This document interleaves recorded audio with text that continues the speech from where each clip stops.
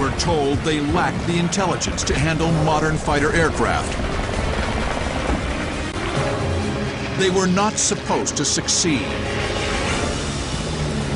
But in the face of bigotry and ignorance, the Tuskegee Airmen prevailed.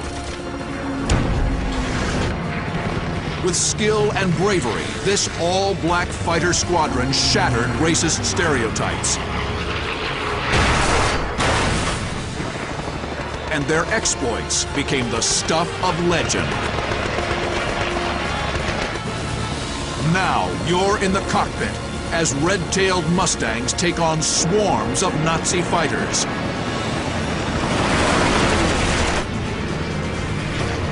Experience the battle. Dissect the tactics.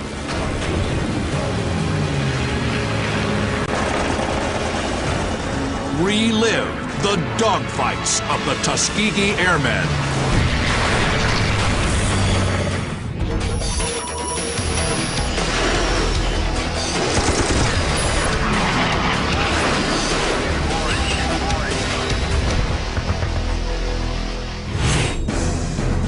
July 18, 1944. 66 red-tailed Mustangs of the 332nd Fighter Group, the Tuskegee Airmen, soar over the Po River Valley in northern Italy. Their mission? Escort B-17 Flying Fortresses on their way to bomb an airbase in Memmingen, Austria. Flying with 302 Squadron is Captain Wendell Pruitt and his wingman, Lieutenant Lee Archer. Pruitt was my man. That's it. If he had gone to hell, I would have followed him. Pruitt and Archer are known as the Gruesome Twosome. Pruitt, a gifted and supremely confident fighter pilot. Archer, a loyal wingman with great skill and determination of his own. We used to fly above the bombers and sort of weave over them because we were a little faster than them and were a little higher, less resistance. Suddenly, someone calls out enemy aircraft at 3 o'clock low. Heading for the bombers, a single flight of 4 ME-109s. The Gruesome Twosome are sent into action. Archer follows Pruitt through a wide, swooping turn. The purpose of me being a wingman, I always thought, was to keep Pruitt's back end from getting trouble. Pruitt singles out one of the ME-109s. The German spots the danger and brakes. The Mustangs turn in pursuit, straining against the pull of G. Archer fights to stay in trail of his lead through the wild maneuvers. Pruitt would follow him in a turn, and then when he straightened out, he'd make a little short burst. Tracers streak past the 109.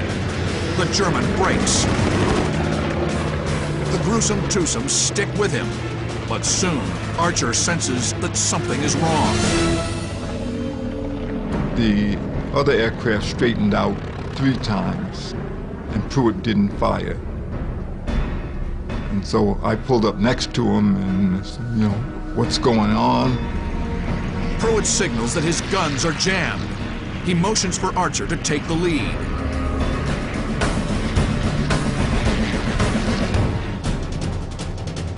Archer throttles up and closes on the enemy.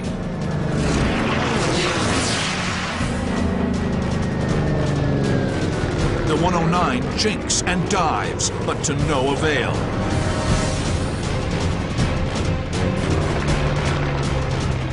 I made the burst, hit him. Then the second burst hit in his right wing, and he bailed out. It is Lee Archer's first victory. I circled him until he landed. And he was standing there with his chute, and I came down over him. I wiggled my wings first and then pulled up into the slow rolls before I turned off. It was all about how I thought about aerial combat in those times. But back with the rest of the 332nd, the fight is still raging.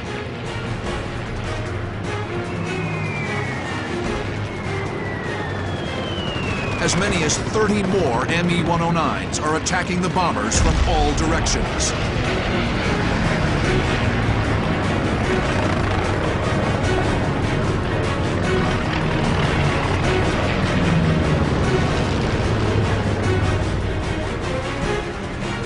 Lieutenant Clarence Lucky Lester hears his flight lead call over the radio.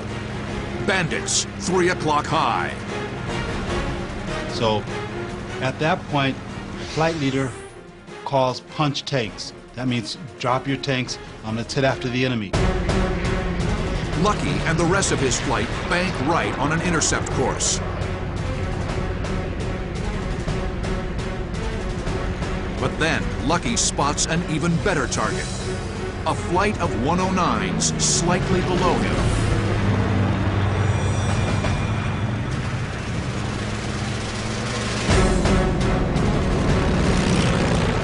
Training kicks in and reflexes take over, and you're an animal and you're out for the kill. You're on the hunt. You're going to get it done. The Germans have not yet spotted him. At 200 feet, he unleashes a torrent of machine gun fire. The airplane starts to smoke and it explodes. Pieces are flying all over, debris coming at him. He's dodging the debris. Lucky bobs and weaves through the flaming wreckage. Miraculously, his aircraft is unscathed. Off to his right, probably just with the swivel of the head, left and right, he notices another 109. He peels over to the right, gets behind this second 109, and he gives him the works.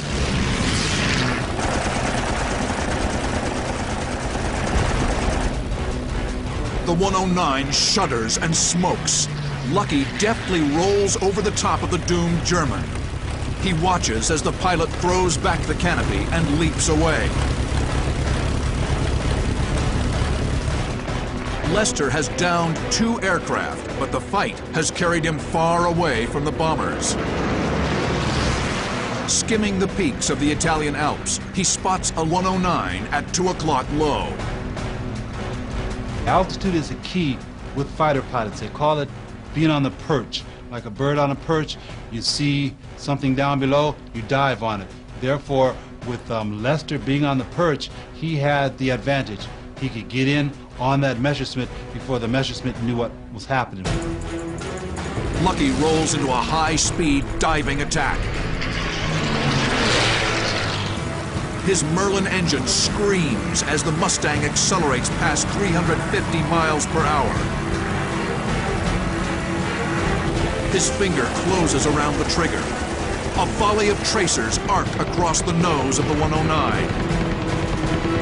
The German brakes hard, rolling inverted in an attempt to evade the American. But the move is ill-advised. He's far too low. Lucky Lester watches in stunned amazement as the 109 slams into a hillside.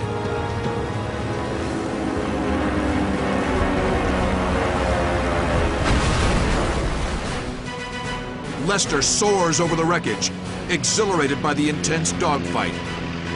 Alone, he's accounted for 3 enemy aircraft.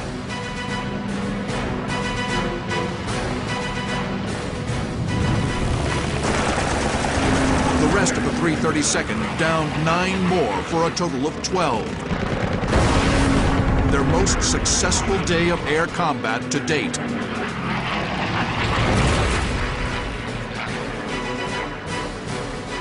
It is a milestone for the Tuskegee Airmen, a fighter group whose battle against the German Luftwaffe is only half the story. Deemed by the War Department as inferior to whites and unable to handle the intricacies of modern weaponry, black soldiers were relegated to support roles. Flying fighter planes was out of the question. It was thought, over the objection of Hap Arnold, who was in charge of the Air Corps at that time, that blacks didn't have the ability to do complicated things, the leadership, etc. We knew that was wrong. Under pressure from the black press, the NAACP, and even his own wife, President Roosevelt relented in 1939 and ordered the civilian pilot training program to be open to black students who wished to become civilian pilots. In December of 1940, the War Department followed suit and appropriated $1 million to build a suitable base to train black airmen at the Tuskegee Institute in Alabama. They called the effort to train these men an experiment. The men bonded immediately, imbued with a sense of common purpose and racial pride. Although the Army didn't believe in our capability, they didn't change the training standards, and that was a plus for us, that we were able to meet the standards and perform successfully. And World War II gave us a chance to go into combat units and do a first-class job so that the larger population would realize how silly and stupid segregation was. In April of 1943, the first full squadron of African-American fighter pilots, the 99th Fighter Squadron, received orders for deployment to the Mediterranean Theater of Operations. By June of 1944, the 99th had joined 3 other all-black fighter squadrons. Together, they comprised the 332nd Fighter Group, known to history as the Tuskegee Airmen. August 24, 1944.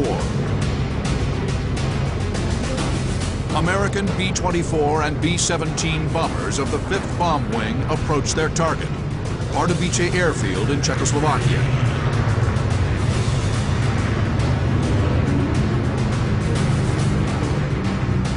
Escorting them are 52 red-tailed Mustangs of the 332nd Fighter Group, the Tuskegee Airmen. Among them is Lieutenant Charles McGee, flying a P-51C nicknamed Kitten after his wife. McGee leads a flight of 4. We were out to the side and slightly above the bombers. Our squadron was on that date operating, as I say, out to the side, weaving back and forth sufficient to be able to look around at all angles, not just flying a straight line. McGee will soon square off against a battle-hardened foe. Over a German airfield set ablaze by American bombs, McGee will find himself in the fight of his life, a fierce encounter against a tenacious enemy that will test his combat prowess as never before.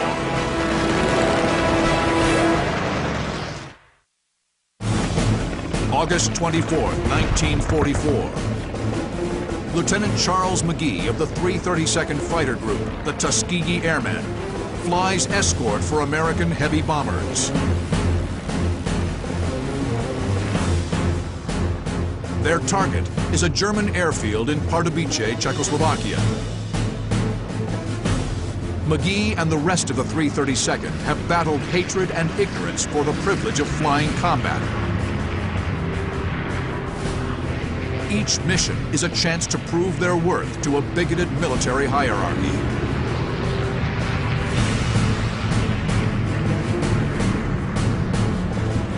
As Pardubice comes into view on the horizon, McGee searches for the enemy.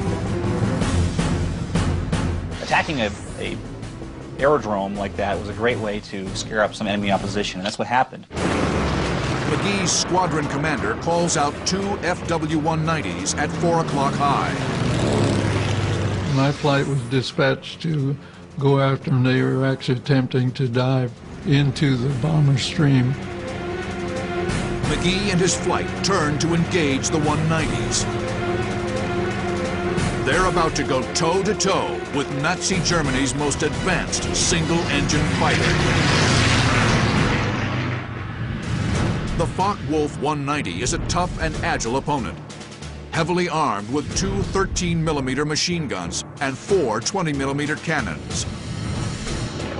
McGee flies an early model P-51 Mustang, the P-51C. Even though it lacks the refinements of later Mustang models, it is still a formidable fighter aircraft. With a top speed of 440 miles per hour and armament consisting of four 50 caliber machine guns mounted in the wings. McGee's P-51C is faster and more maneuverable, but the FW-190 is more rugged and has better armament. The 190s are here. McGee and his men are here.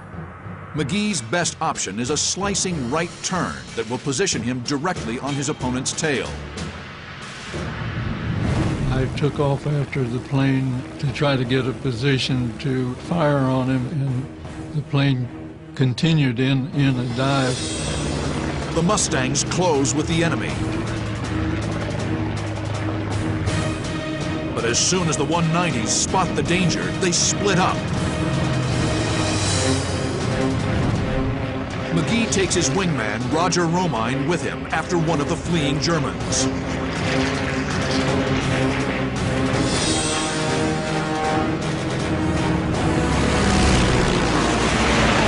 The desperate German pilot fights for his life, rolling, diving, jinking, anything to shake the Mustang. The enemy aircraft went for the deck as fast as it could and started engaging in a series of evasive maneuvers, trying to get Charles into a scissors battle, going back and forth and trying to shake him that way.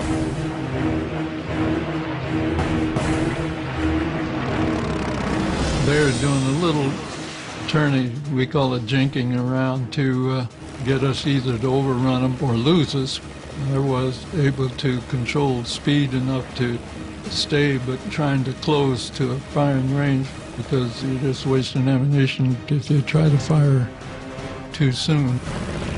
McGee exploits the P-51's speed advantage and closes on his enemy.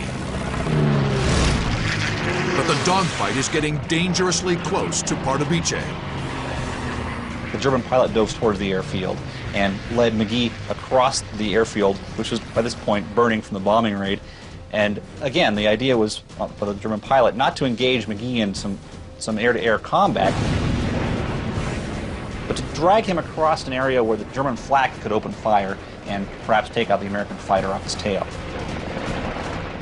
I can remember over the aerodrome, I could see one of the hangars on fire and some planes on the field. Flak bursts all around him. The anti-aircraft gunners are zeroing in. McGee will soon be forced to break off. But suddenly, the German makes a critical mistake.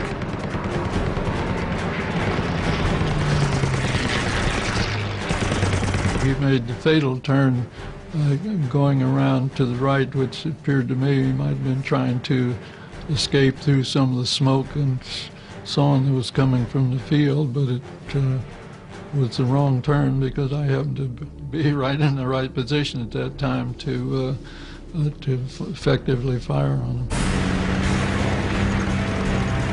McGee opens fire.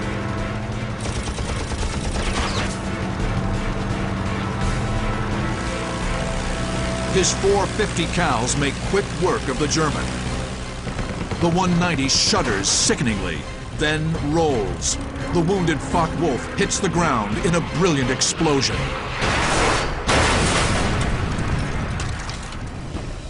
That was my first victory, and of course, right then your adrenaline is pumping pretty well, and like I say, you know there's fire from the ground, and so the idea was to not fly straight past, but keep moving, but flying away at low altitude to get away from the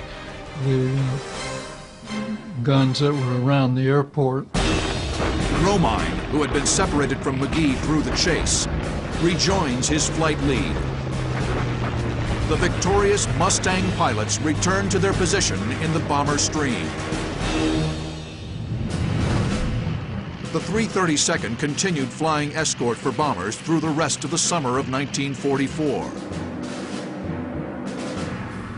Their reputation for disciplined and effective fighter escort grew. The Stars and Stripes, which is a military newspaper that came out every day, would talk about our missions. And they would talk about the all-Negro 332nd Fighter Group and how they had protected the bombers and how we were doing such a great job in protecting the bombers. The 332nd flew mission after mission, protecting bombers of the 15th Air Force as they struck railroad bridges in northern Italy and oil refineries in Romania. They were sent all over Eastern Europe to strafe airfields and marshalling yards.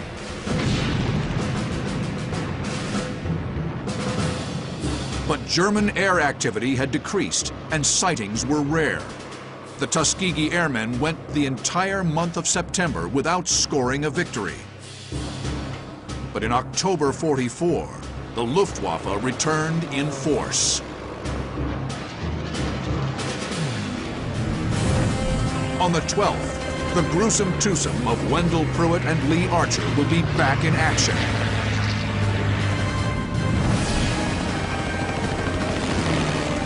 In the midst of a sprawling dogfight, Archer will make history. He will become the first and only Tuskegee Airman to make ace.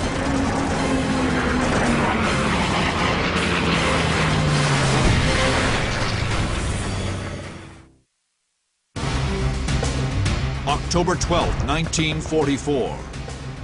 A squadron of red-tailed P-51 Mustangs of the 332nd Fighter Group soar over Lake Balaton in southern Hungary. After completing an escort mission, they're returning to base in Italy. Among them is Captain Wendell Pruitt and his wingman, Lieutenant Lee Archer, the gruesome twosome, as they are known. As they reach the southern tip of the lake, tiny specks appear on the horizon, a swarm of German Me-109s. There were more German airplanes in the air than I've ever seen before. Kind of made a little side decision, well, this might be it. Pruitt, Archer, and the rest of the Red Tails don't flinch. We didn't run or anything like that. We said, okay, they're up here. There's as many of them as it is of us. So we'll take them on. Throttles firewall, machine guns armed, the Tuskegee Airmen rip through the German formation.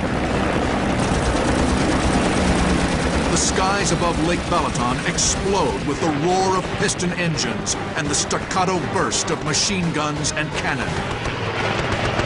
With the battle raging all around them, Pruitt and Archer select a target. They'll make a head-on pass with a German 109 just off their nose. The gruesome twosome streak past the enemy.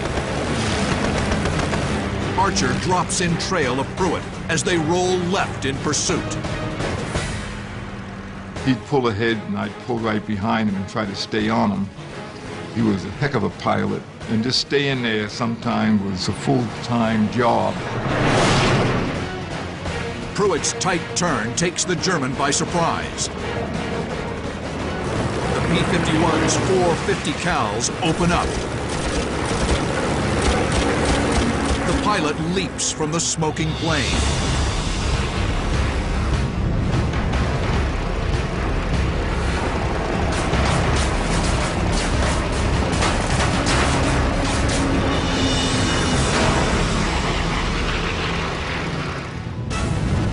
But just as they pull away from their first victory, another 109 roars in from 3 o'clock high. He pulled in to take a side shot at Pruitt.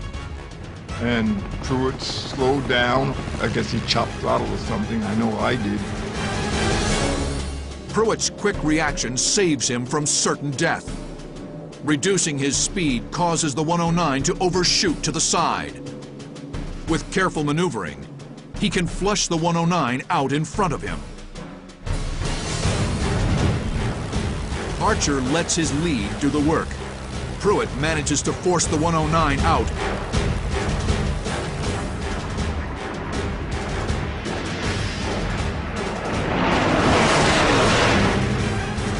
But suddenly, another German bursts into the fight. And the other one came in to get on Pruitt's tail, not realizing that my only job at that time was to protect Pruitt's tail. So it's the ME-109, there's Pruitt shooting at him, there's the ME-109 shooting at Pruitt, and there's me shooting at him. Archer expertly leads his mark and fires. The 109 tumbles, smoke belching from the wounded plane.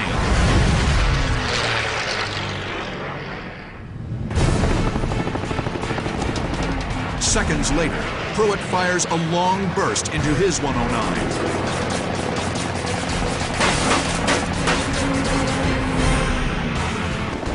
Another victory for the gruesome twosome. But they're not done yet.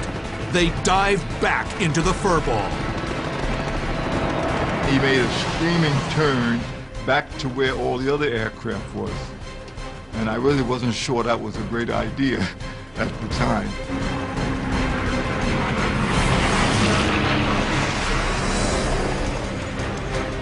Pruitt instantly spots a target amidst the chaos. Another 109 is positioned just off his nose. As we got into the other airplanes, another one picked him up, and he made a head-on pass on him, with me peppering behind him. Pruitt and Archer roar past the German, guns blazing. Archer follows Pruitt through another crushing left turn. I guess I was lagging a little bit. Another one came right in behind him. Again, we had the same thing.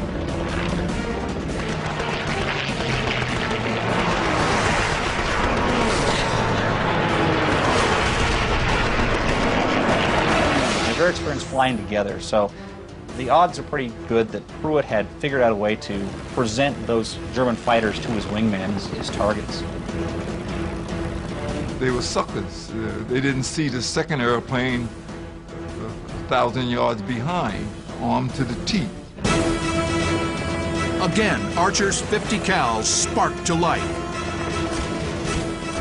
When I first started firing, he realized that someone was behind him, and then he broke kind of right and left, but he didn't break and make a big turn. But the Germans' evasive tactic is futile.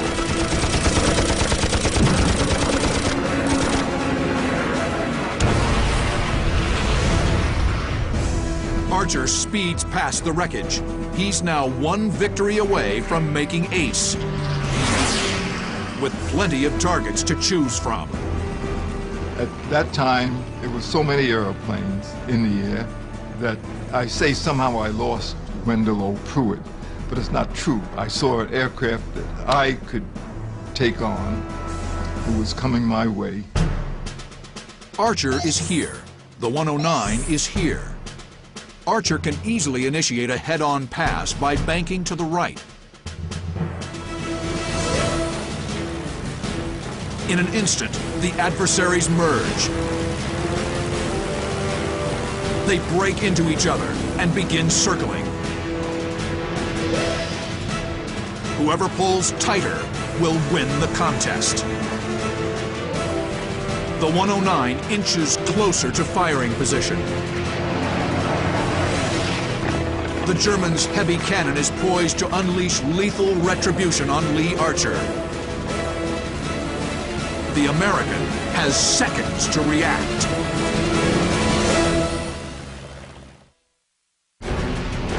October 12, 1944. Tuskegee Airmen pilot Lee Archer is in a grueling turning fight with a German Me-109 and slowly losing the advantage. But suddenly, he spots a second 109. I look out to the right, and I see this guy all by himself, a pigeon, and he was flying straight and level. Archer brakes instinctively. Since then, a lot of people say, well, when you turned on the second aircraft, what about the guy behind you? I forgot all about him. I think that's how I got my left wing hit. And it must have been a cannon shot because it had a hole in the wing, huge, under the bottom. Archer latches onto his target.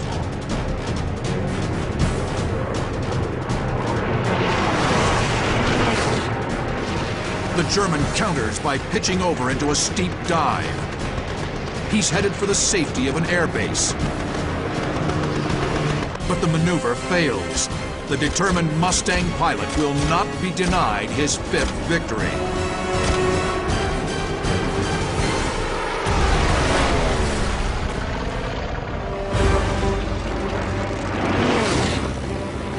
Lee Archer opens the throttle and pulls away.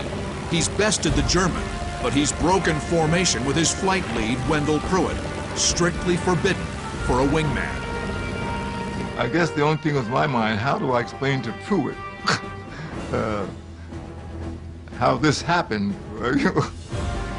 Now alone and low on ammo, he heads back to base. Archer's 3 victories on October 12th bring his war total to 5. It is an historic achievement made by a skilled and aggressive fighter pilot. The Tuskegee Airmen now have an ace. The 332nd Fighter Group continued in their escort role through the fall of 1944 and winter of 1945. By the beginning of March, the 332nd had accrued a total of 74 air-to-air victories.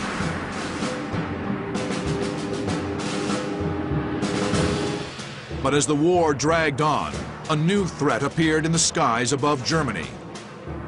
A foe that threatened to tip the balance of power in the air, the Me-262 jet fighter. A generational leap in aircraft technology, the Me-262's 100-mile-per-hour speed advantage over the Mustang and its heavy armament made it a lethal threat to American bombers. But in one of the war's great ironies, the Tuskegee Airmen, once maligned as unfit to comprehend modern technology, will draw blood against the seemingly invulnerable Me-262. March 24th, 1945. The drone of aircraft engines echoes through the skies of central Germany. A bomber train of 200 B-17 Flying Fortresses descend on Germany, targeting a tank assembly plant in Berlin. Mustangs of the 332nd Fighter Group fly escort. Just outside Berlin, the Red Tails are scheduled to be relieved by another unit, the 31st Fighter Group. Turned out that they got caught in the weather. We were told, keep on to target. We had enough fuel, barely, to get back. The 332nd stays with the bombers.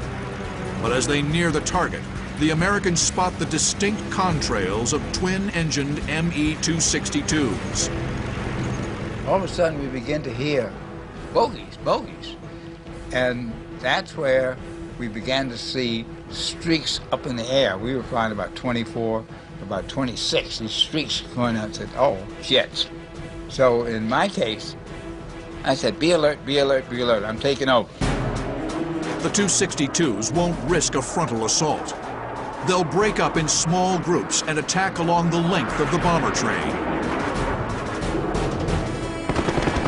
A flight of 4 streaks in, lobbing cannon shells at long range before any of the Mustangs can engage.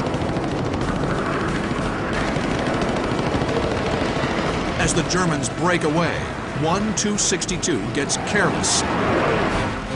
He flies right in front of P-51 pilot Lieutenant Earl Lane. Lane reacts instinctively, breaking away to pursue the enemy jet. In this situation, Lane fired a tremendous long-range deflection shot. He's got range and he's got deflection, 2 factors that really conspired to throw off a lot of pilots' aims. At a range of 2,000 feet, he opens fire. Rounds slam into the enemy jet, wounding the pilot.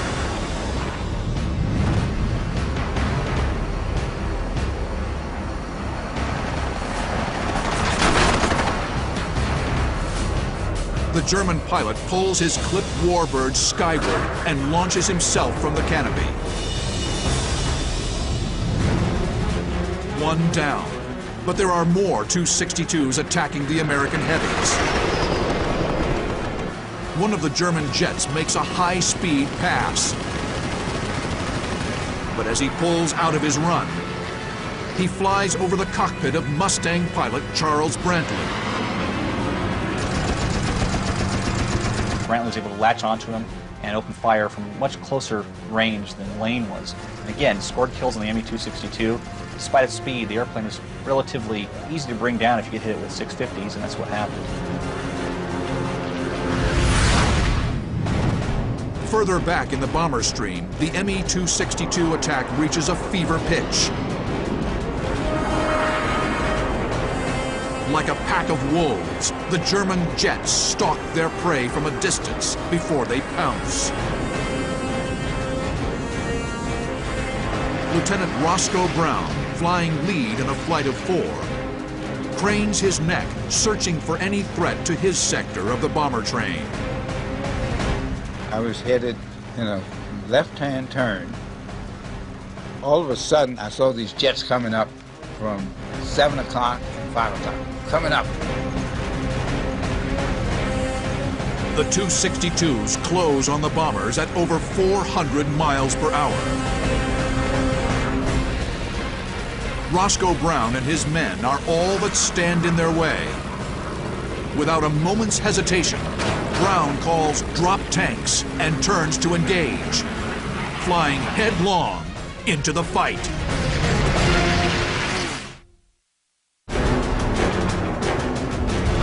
March 24th, 1945.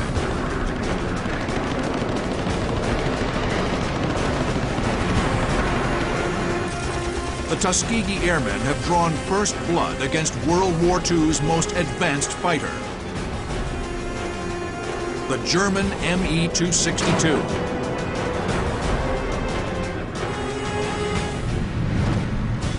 Now, Roscoe Brown has sighted another flight of Tu-62s, threatening the bomber stream he's charged to protect. When you have to decide what you're going to do and where you're going to do it, you go on as a fighter pilot. It's all reaction. I knew it was a jet. I knew it was fast. I knew what I had to do. I said, let's go. You don't internalize. There's no analysis there.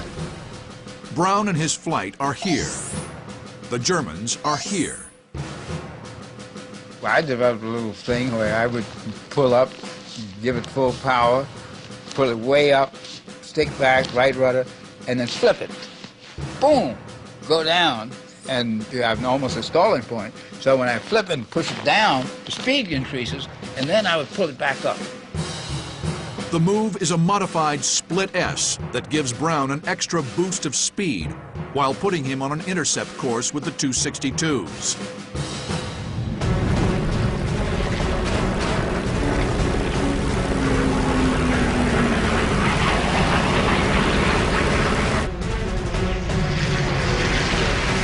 When I came out of the split S, I could see him. He was coming up. And this is within fractions of a second. Roscoe Brown seizes the opportunity.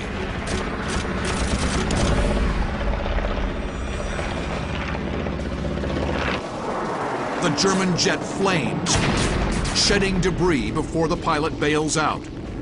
It's a confirmed victory. The third ME-262 down that day. But it wasn't over then. Because I'd made these radical moves and had gotten this guy, I had since lost my wingman. My wingman was chasing somebody else. When I'm up over Berlin, 25,000 feet, and I'm looking around for somebody to join. And I see this P-51 silhouette about 12 o'clock. I said, look, I didn't have radio contact. I didn't know who he was. I said, look, let me join you. Roscoe Brown moves in closer to what he believes to be a friendly P-51. So as I started making the circle, I saw that the P-51 had a German cross on it. We knew that the Germans had captured some P-51s and were infiltrating some of the formations to try to get closer. And so I said, well, let me go get him. Brown goes on the attack, but the German takes evasive action.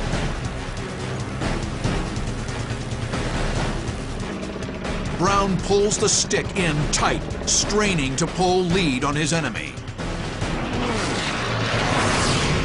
So I started pulling tight, tight, tight. I'm gaining on him. And then I looked at my fuel gauge. My fuel gauge was a little bit below half.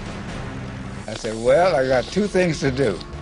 One, I can get this guy and get this victory and parachute and hope they don't kill me.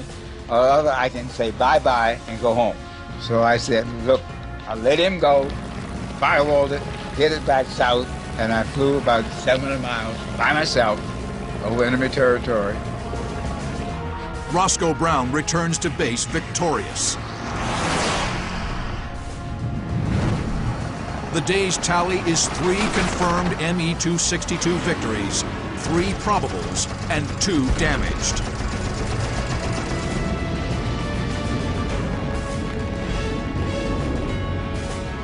It's one of the outstanding feats for any group during the war against the Me-262.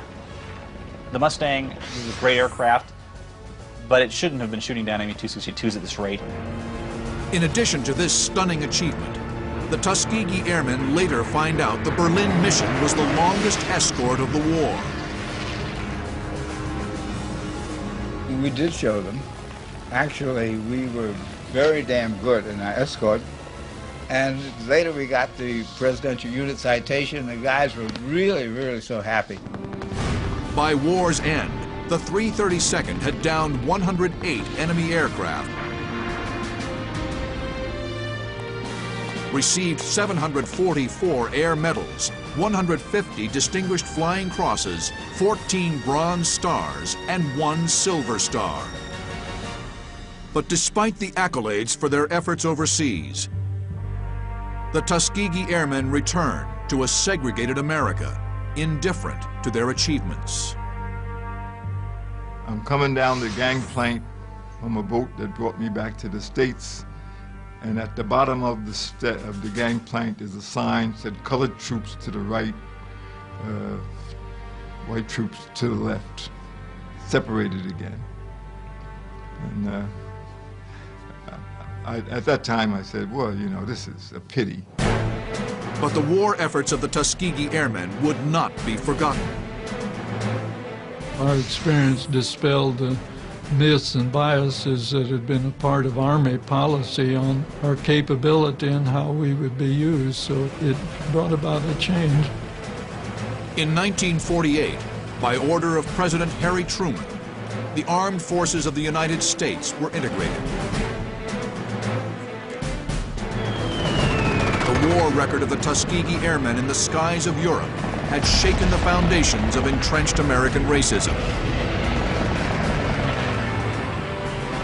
This small but resolute group of African-American men, refined by hardship, danger, and adversity, had proven the fundamental injustice of a segregated military.